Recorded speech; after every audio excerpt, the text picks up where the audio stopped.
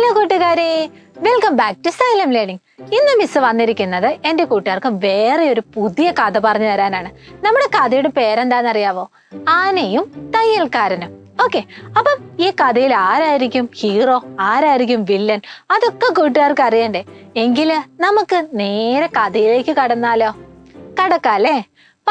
പണ്ടൊരു നാട്ടില് ഒരു ക്ഷേത്രം ഉണ്ടായിരുന്നു.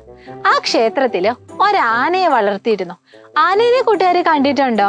കറുത്ത ശരീരവും വലിയ ചെവിയൊക്കെയുള്ള ചെറിയ വാലൊക്കെയുള്ള ഒരു മൃഗം അല്ലെ?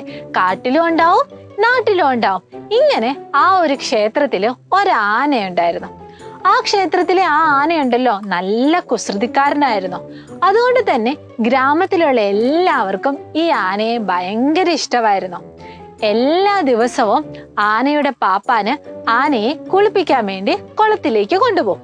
അങ്ങനെ പോകുന്ന വഴിയും തിരിച്ചു വരുന്ന വഴിയും ഗ്രാമവാസികളെല്ലാവരും നമ്മുടെ ആനയ്ക്ക് ഓലയും പഴവും അങ്ങനെ കുറേ സാധനങ്ങള് കഴിക്കാനൊക്കെ ആയിട്ട് കൊടുക്കും.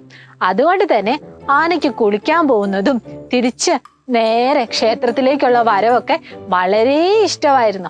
ആന കുളിക്കാൻ പോകുന്ന കുളത്തിന്റെ ആ ഒരു വഴിയിലായിരുന്നു ഒരു തയ്യൽ കടക്കാരൻ തന്റെ തയ്യൽ കട നടത്തിയിരുന്നത്. എല്ലാ ദിവസവും ആന കുളിക്കാൻ പോകുമ്പോഴും തിരിച്ചു പോകുമ്പോഴും നമ്മുടെ ഈ തയ്യൽക്കാരൻ എന്ത് കൊടുക്കും? ഒരു പഴം കൊടുക്കുമായിരുന്നു. അതുകൊണ്ട് തന്നെ ആന അവിടെ എത്തുന്ന സമയം തന്റെ ചെവിയൊക്കെ വിടർത്തി തുമ്പിക്കൈ ഇങ്ങനെ നീട്ടി വെക്കും. എന്തിനു വേണ്ടിയാ? തയ്യൽക്കാരനോട് പഴം ചോദിക്കുന്നതാണല്ലേ. എല്ലാ ദിവസവും നമ്മുടെ തയ്യൽക്കാരൻ നമ്മുടെ ആനയ്ക്ക് ഇങ്ങനെ പഴങ്ങളും ഓലയും ഒക്കെ കൊടുക്കും.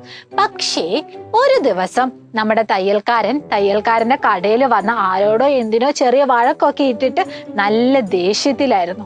ഇതൊന്നും അറിയാതെ ആന വന്നിട്ട് എന്ത് ചെയ്തു? ആന തയ്യൽക്കടയുടെ മുന്നിൽ എത്തിയിട്ട് തന്റെ തുമ്പിക്കൈ നീട്ടി. എന്തിനു വേണ്ടിയായിരുന്നു? പഴം ചോദിച്ചതാണല്ലേ. പക്ഷേ നമ്മുടെ തയ്യൽക്കാരൻ നല്ല കോപത്തിലായിരുന്നില്ലേ. അതുകൊണ്ട് തന്നെ തയ്യൽക്കാരൻ എന്താ ചെയ്തേ? പഴം കൊടുത്തോ? ഇല്ല. നേരെ മറിച്ച് തന്റെ കയ്യിലുള്ള സൂചി എടുത്തിട്ട് ആനയുടെ ആ തുമ്പിക്കൈക്കിട്ട് ഒറ്റ കുത്ത്. പാവം ആന. ആനയ്ക്ക് വേദന എടുക്കൂലേ? ഇല്ലേ? സൂചി കൊണ്ട് ആനയുടെ തുമ്പിക്കൈന്റെ കുത്തി കൂട്ടിയപ്പം ആനയ്ക്ക് വേദന എടുത്തില്ലേ? ആനയ്ക്കാണെങ്കിൽ ഭയങ്കര സങ്കടമായി. ആന ശരിക്കും എന്താ പ്രതീക്ഷിച്ചേ? പഴമായിരുന്നല്ലേ. പക്ഷെ ആനയ്ക്ക് കിട്ടിയതോ ആ ഒരു സൂചി കൊണ്ട് ഒരു കുത്ത്. ആനയ്ക്ക് നല്ല സങ്കടമായി. എങ്കിലും ആന ഒന്നും ചെയ്തില്ല. ആന ഇങ്ങനെ സമാധാനത്തോടെ പതിവ് പോലെ ക്ഷേത്രത്തിലേക്ക് തിരിച്ചുപോയി.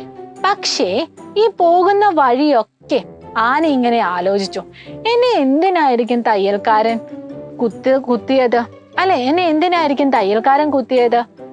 എന്താണെങ്കിലും ഞാൻ ഒരു തെറ്റും ചെയ്തിട്ടില്ല. അതുകൊണ്ട് തന്നെ ആ തയ്യൽക്കാരനെ ഒരു പാഠം പഠിപ്പിക്കണം.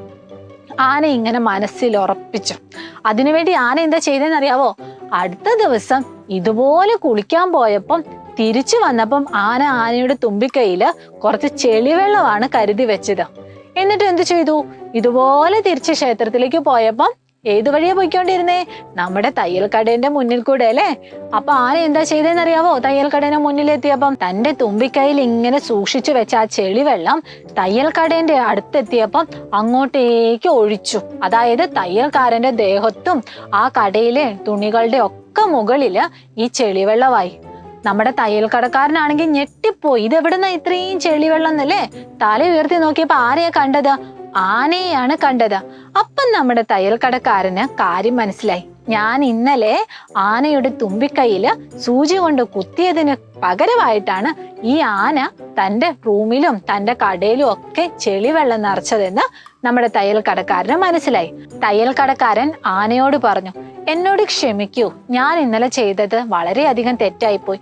ഇനി ഒരിക്കലും നിന്നോട് ഞാൻ ഇങ്ങനെ പെരുമാറില്ല.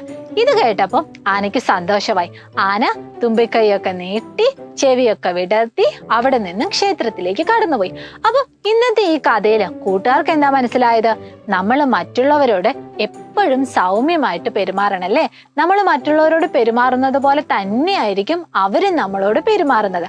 അപ്പം ഇതുപോലെ അടുത്ത ഒരു കഥയുമായിട്ട് മിസ്സിന് അടുത്ത ദിവസം വരാം. ബൈ.